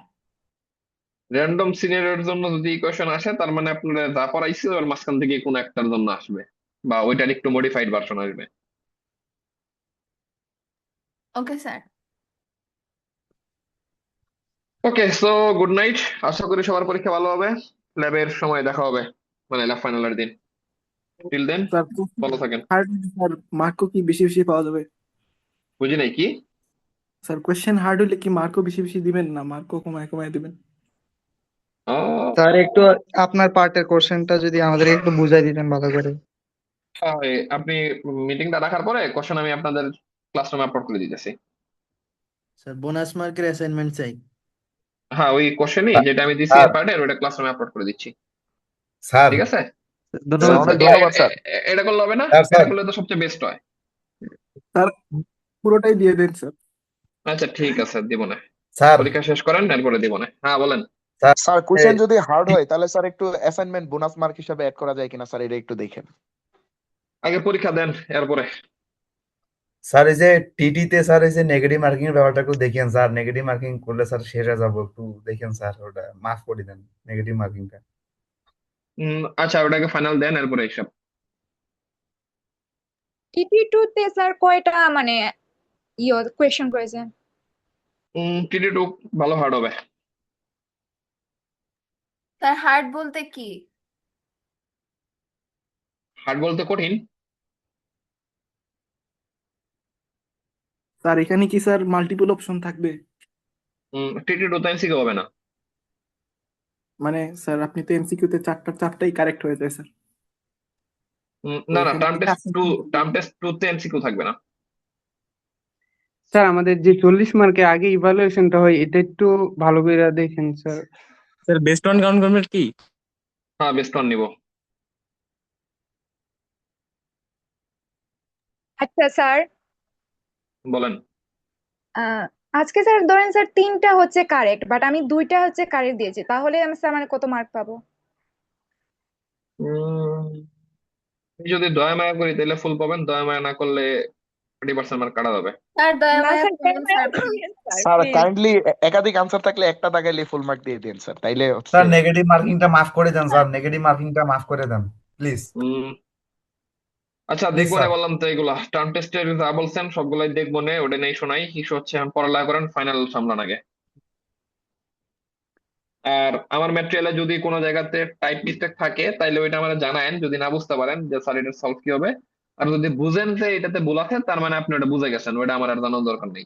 ওটা জাস্ট কমেন্টে লিখে দিতে পারেন, যারা পড়াশোনা কম করবে তাদের বোঝার সুবিধার্থে। তো আজকের মতো আল্লাহ হাফেজ, সবাইকে good night, best of luck, পরীক্ষা ভালো হোক, পরীক্ষার দিন দেখা হবে। জি স্যার, কোশ্চেনটা আপলোড সালাম দিয়ে আলাইকুম দেন। স্যার। আসসালামু আলাইকুম।